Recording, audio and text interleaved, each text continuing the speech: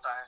तो सीमित ज्ञान हम सब होता है, सब लोगों को, हम सबको पता है कि गंगा स्नान का जो महत्व है, तो हम सब जानते हैं। और किसी को भी अगर ऑप्शन दिया जाएगा जो थोड़ा बहुत भी अध्यात्म में रुचि रखता है कि आप गंगा स्नान का अवसर पाना चाहेंगे, तो डेफिनेटली सबके मुंह से हाई निकलेगी, क्योंकि सबको पता है कि हम गंगा स्नान करते हैं तो हमको हमारे सारे पाप धुल जाते हैं। ये हम सुनते चले आए। लेकिन अगर सीमित ज्ञान से पूर्ण ज्ञान की तरफ थोड़ा अगर हमारे कदम आगे बढ़ाएं और किसी को हम ये कंडीशन दें कि क्या आप यमुना जी में स्नान करना चाहेंगे, तो यमुना जी में स्नान आप डेफिनेटली करना चाहेंगे अगर ये विषय किसी से पूछा जाए। लेकिन उसमें सिर्फ एक ये कंडीशन अगर बता दी जाए कि आपको पता है गंगा स्नान करने से आपके सारे पाप फल हैं वो कट जाते हैं, लेकिन अगर आप यमुना स्नान करेंगे तो आपके सारे पुण्य फल भी कट जाएंगे। तो जो है वैष्णव अप्रोच जो है वो यमुना स्नान की अप्रोच है, ना कि सिर्फ गंगा स्नान की अप्रोच है। गंगा स्नान से भी आगे हमको यमुना स्नान का सोचना है, जहां पे हम अपने पाप को काटने के लिए तैयार हैं, और पाप के साथ साथ हम अपने पुण्य फलों को छोड़ने के लिए या अपने पुण्यों को भी काटने के लिए तैयार हैं। तो ये जो है वैष्णव अप्रोच है, या हम इसको कृष्ण भावनामृत भी कह सकते हैं, कि हम गंगा स्नान के साथ में यमुना स्नान की भी सोचें, हम अपने कर्म फलों की आकांक्षा से ही मुक्त हो जाएं। कृष्ण भावनामृत अगर हम यमुना स्नान की सोच रहे हैं, इसका मतलब हम कृष्ण भावनामृत की तरफ आगे बढ़ रहे हैं। और इसका मतलब है कि हम अपने कर्म फलों की जो हमारी अपेक्षा है कि हम पुण्य कर देंगे, हम प्याऊ लगवा देंगे, हम हॉस्पिटल बनवा देंगे और उससे हमको पुण्य मिलेंगे, तो उन पुण्यों को भोगने के लिए एक जन्म में और लूंगा और मैं टाटा बिरला अंबानी के घर में पैदा होऊंगा और मैं भोग करूंगा। उस चीज से बचने के लिए क्या आप अपने पुण्य को छोड़ने के लिए भी तैयार हैं क्या आप यमुना स्नान करने के लिए तैयार हैं क्या? अगर आप अपने कर्म फलों को, अपने पुण्य फलों को भी छोड़ने के लिए तैयार हैं, तो आपके लिए गुड न्यूज है कि आप कृष्ण भावनामृत की तरफ आगे बढ़ रहे हैं।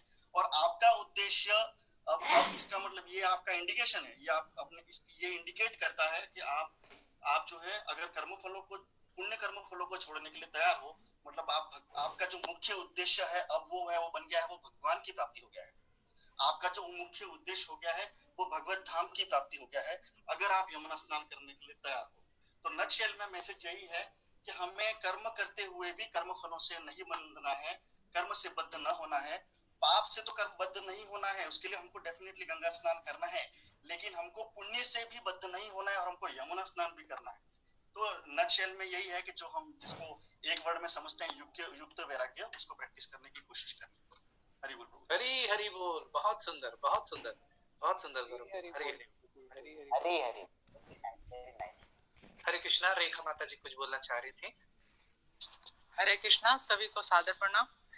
प्रभु जी, एक डाउट था, इस जो डिस्कशन अभी चल रहा है, या श्लोक का जो एक्सप्लेनेशन चल रहा है, जो कर्म फल पे बातें चल रही हैं, अभी आप सब इतना अच्छा बता रहे हैं, तो एक डाउट ये आ गया कि जब हम अपने कर्म के फल स्वर्ग और नरक में भोग लेते हैं, फिर हम क्यों यहाँ पर आकर के दोबारा जन्म लेकर के फिर हम भोगते हैं, फिर कहते हैं कि भाई ये पिछले जन्म के कुछ कर्म होंगे।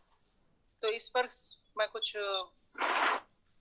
आप लोगों के विचार या दृष्टि डालने चाहूंगी, पूछना चाहूंगी। जी माता जी। तो ये क्या है, मतलब कई बार जब हम स्वर्ग नरक में पहुंच गए, सारा कर्म भोग किया, पुण्य कर्म के फल मिल भोग लिए, फिर वापस धरा धरती पर आ गए, और नरक में जाकर के हमने अपने पाप कर्म भोग लिए, फिर हम धरा धरती पर आ गए। फिर कई बार ऐसा होता है कि हम किसी को देख करके या बोलते हैं कि ये तो इसके तो कोई पिछले जन्म के कर्म थे जो अच्छा हो गया, और कई बार बोलते हैं कि कुछ बुरा हो रहा है तो इसके कोई पिछले जन्म के पाप कर्म होंगे जिस वजह से इसको ऐसी स्थिति में आना पड़ रहा है। तो इस पर मैं आपके विचार जानना चाहूंगी। हरे हरे हरे कृष्णा। विकास प्रभु कुछ बोलना चाह रहे थे, बोलने फिर मैं एक साथ बोलूंगा। एक छोटी सी बात बस बोल दो। हाँ, विकास प्रभु बोल रहे हैं, बोलिएगा विकास। कुछ नहीं प्रभु जी, बस हरे कृष्णा, सभी को दंडवत प्रणाम। मैं कहना चाह रहा था भक्ति के ऊपर जो हम लोग इतनी सारी बातचीत करते हैं कृष्ण भावना भावित होने की, उस पर मैं आप सभी के साथ एक बहुत छोटी सी कहानी आप लोगों को सुनाना चाहूंगा, जिसका जो मर्म है वो कहानी के बाद पता चलेगा। एक बार होता क्या है कि एक गार्डन में एक लड़का, एक बालक जो है और एक बच्ची दोनों खेल रहे होते हैं। तो बच्चे को जो है बच्चा अपने बारे में बताता है कि मेरे पास जो है मेरे घर पे कुछ मार्बल के पीसेस पड़े हुए हैं, और जो बच्ची होती है वो बताती है कि अरे वाह, मेरे पास घर पे कुछ घर की बनी हुई मिठाइयाँ हैं। तो सुन के बालक बहुत खुश होता है, कहता है क्यों ना कुछ ऐसा करें कि तुम अपनी मिठाइयाँ मुझे दे दो और मैं अपनी जो मार्बल्स की पीसेस है वो मैं तुम्हें दे देता हूँ। तो वो तैयार हो जाती है, बोलती कोई बात नहीं है। दोनों अपने अपने घर जाते हैं और घर से दोनों लौटते हैं। जब बालक अपने घर से निकल रहा होता है तो उन मार्बल के पीसेस को उठाते समय कुछ अच्छे और चमकदार मार्बल उसमें से उसको दिख जाते हैं। तो वो क्या करता है कि उनमें से कुछ अच्छे और चमकदार मार्बल्स को निकाल के साइड में रख देता है और बाकी के बचे हुए मार्बल्स को लेके गार्डन में आ जाता है। और जो बच्ची है वो घर पे जाती है और एक अच्छे से डब्बे में सारी की सारियां घर की बनी हुई मिठाई जो है वो पैक करके ले आती है गार्डन में। दोनों पहुंचते हैं और अपने अपने वस्तुओं का आदान प्रदान होता है। बालक जो है लाए हुए मार्बल की पीसेस दे देता है और जो बच्ची है वो लाए हुए सारे मिठाई उसको दे देती है। दोनों खेलते हैं और फिर शाम को दोनों घर लौट जाते हैं। अब देखिए रात को होता यह है कि लड़की जो बालिका है उसको बहुत अच्छी नींद आती है क्योंकि वो बहुत खुश है, उसको मार्बल के पीसेस मिले हैं, शी इज वेरी हैप्पी और इसलिए उसको बहुत प्यारी और अच्छी नींद आती है। इसकी तुलना में वो जो बालक है वो सडनली सोचने लगता है क्या मुझे सारी मिठाइयां मिली, या जिस तरह से मैंने कुछ मार्बल के पीसेस निकाल के अपने घर पर रख दिए उसी तरह से कुछ मिठाइयां उसने भी घर पे रख दी। शायद उसने जरूर कुछ ना कुछ मिठाइयां घर पे रखी होगी, पूरी तो नहीं दी होगी, पूरी नहीं दी होगी, और यह सोच के वो पूरी रात जगता है और सोचता रहता है। तो कहानी का मर्म यही है कि जब तक आप 100% नहीं देंगे अपना, तब तक आप हमेशा दुविधा में रहेंगे, हमेशा डाउट में रहेंगे और आप यही सोचते रहेंगे कि मुझे 100% नहीं मिला है। तो आपके जो अंदर का डाउट है वो आपको कभी भी सुखी शांति रहने नहीं देगा और हमेशा आप तकलीफ में रहेंगे। सो सार कहानी का यही है कि अगर इस भगवत भक्ति में, इस कृष्ण भावना भावित होने में अगर आपने अपना 100% नहीं दिया है तो 100% नहीं मिलेगा और आप दुविधा में रहेंगे कि क्या मुझे पूरा मिला, शायद भगवान कहीं ना कहीं कुछ कमी कर रहे हैं मेरे साथ। तो ये जो प्रेम है ना, कोई भी रिश्ता हो, चाहे आप जॉब में काम करते हो, कोई भी रिश्ता हो, भगवान भक्त का रिश्ता हो, मित्र मित्र का रिश्ता हो, गुरु शिष्य का रिश्ता हो, तो किसी भी रिश्ते में जब तक 100% आप नहीं देंगे ना तब तक आप खुद शांत नहीं रहेंगे और आप लोगों के ऊपर डाउट करते रहेंगे कि मुझे तो 100% नहीं मिल रहा है। तो उचित यही है कि हमें अपना 100% देना चाहिए हर चीज में, चाहे वो माला करनी हो या भक्ति करनी हो, क्लासेस अटेंड करना हो, जो भी करना हो, सत्संग करना हो या किसी भी रिश्ते को निभाने में, तो अपने आप मन का सारा संशय मिट जाएगा और अपना संशय मिटेगा तो सब शांति से हम भी सो पाएंगे और जीवन में हर तरह की भगवत कृपा प्राप्त होगी। तो बस वही कहना चाह रहा था प्रभु जी। छोटी सी एक कहानी ध्यान में आई थी तो बोला आप सबसे शेयर करता हूँ। हरे कृष्णा हरि कृष्ण हरि बोल। बहुत सुंदर। और मैं आप अनम्यूट किए थे तब मैं देख लिया था, इसलिए मैंने बोला कि पहले आपको चांस दे दिया जाए, इतनी सुंदर कहानी सबको सुनने मिली। और रेखा माता जी का प्रश्न का उत्तर बहुत बढ़िया है, बहुत अच्छा है माता जी। रेखा माता जी बहुत सुंदर। आपको मैं एक छोटा सा एग्जांपल बताता हूँ, एग्जांपल क्लियर आपकी बात को मैं बताता हूँ। क्या होता है, भगवत धाम जाने के लिए हम लोगों को बहुत मेहनत करके वहां तक जाना होता है, लेकिन जब हम स्वर्ग लोक तक पहुंचते हैं तो क्षीणे पुण्य मृत्यु लोके, क्या है जी उस श्लोक, अखिलेश प्रभु आपको श्लोक याद है कि क्षीणे पुण्य मृत्यु लोके, हाँ विशंति है ना, एक बहुत सुंदर श्लोक है कि जब भी हमारा जो पुण्य है, नहीं प्रभु जी याद नहीं आ रहा है। हाँ आप हमारे श्लोका बैंक है तो हम इसलिए आपसे पूछ लेते, हम याद भी नहीं कर पाए। तो वो ये एक बहुत सुंदर है, उसका मेरे को केवल इतना याद है, क्षीणे पुण्य मृत्यु लोके, है ना। तो जैसे ही उसका पुण्य क्षीण होता है तो फिर से इस मृत्यु लोक में आ जाता है, इस धरा धरती पे गिर जाता है। तो और कैसे आता है, तो 5 आहुति और 5 अग्नि के माध्यम से। ये हम लोग 8वें अध्याय में पढ़ेंगे। स्तुति और अक्षत आप लोगों ने नोट करके रखा था ना, वो हम लोगों ने 5 अग्नि और 5 आहुति ध्यान किया था। वो मेघ के राजा जो है संवर्तक को देते हैं, फिर उस तरीके से वो धरा धरती पे गिरते हैं, फिर वो बीज में आते हैं, फिर पुरुष के गर्भ में, पुरुष के वीर से माता के गर्भ में जाते हैं, इस प्रकार से। तो 5 अग्नि और 5 आहुति के माध्यम से हम लोग उसको देखेंगे आज में। आपका जो प्रश्न है उसका बहुत सिंपल सा उत्तर ये है माता जी, क्या होता है जब तक पुण्य या पाप करते तो वापस इस धरा धरती पे क्यों आते? इसीलिए तो आते हैं कि आप अपने गंतव्य तक नहीं पहुंच पाए।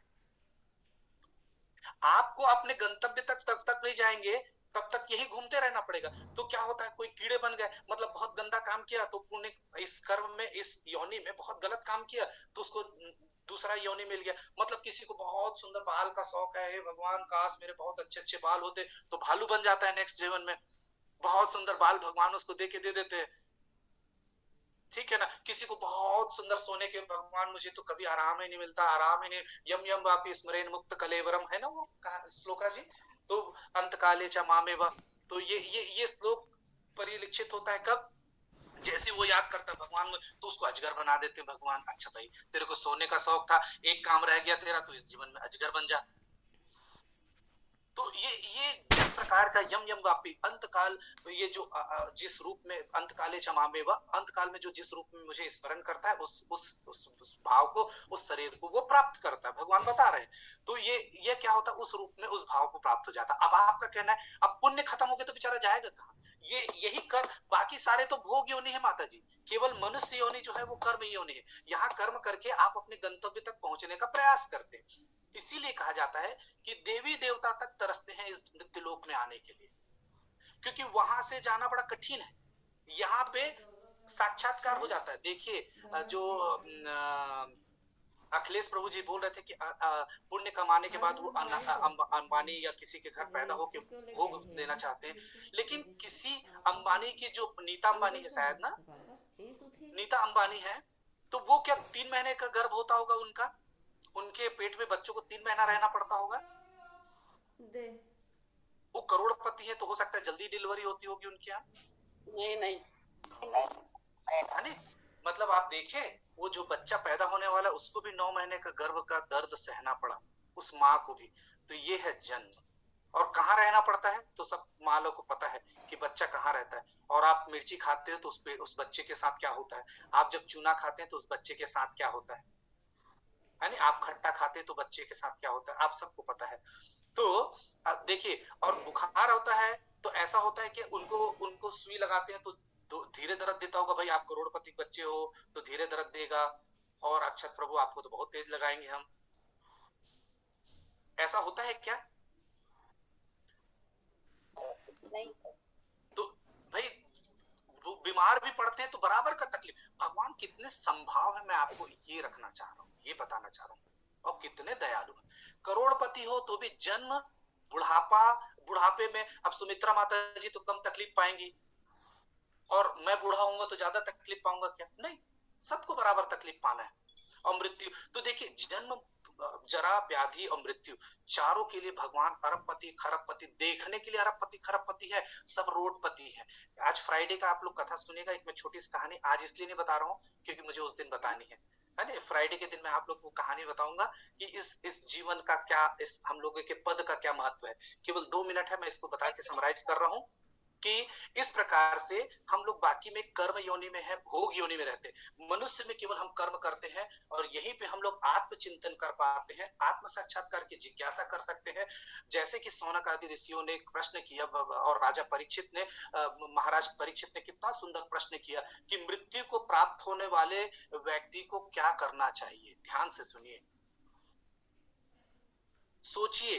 और वो कोपिन पहने हुए हैं, मृत्यु 7 दिन है उनके पास, और वो जितने भक्त आ रहे हैं, जितने साधु आ रहे हैं, जितने ऋषि आ रहे हैं, सबको केवल दंडवत प्रणाम कर रहे हैं। वो भोग में नहीं लगे कि 7 ही दिन है, ऐश करो यार, फिर कौन देखा है जिंदगी क्या होता है।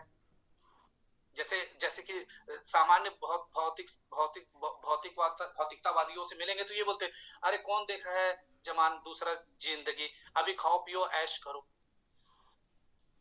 तो वो सबका प्रणाम कर रहे थे, सबको शरणागत हो रहे थे। और ये शास्त्र हमको बताता है कि हमें क्या करना चाहिए, और कोई नहीं बता सकता। तो हम अपने उसको सबको भोग के वापस इस धराधरती पे इसलिए आते हैं क्योंकि ये कर्म मनुष्य योनि में इस धराधरती पे हम क्या कर पाते हैं, इस धराधरती पे हम क्या कर पाते हैं, कर्म करते हैं, अच्छे कर्म करते हैं, धर्म, अर्थ, काम और मोक्ष, ये 4 पुरुषार्थ करते हैं, और फिर हम भगवत प्रेम को, भगवत धाम को, भगवत सुख को प्राप्त करते हैं। इसलिए पुण्य करें या पाप करें, वापस इस धराधरती पे आते हैं। और कब तक आते हैं, जो कि रामशरण प्रभु ने वो श्लोक बोला ना,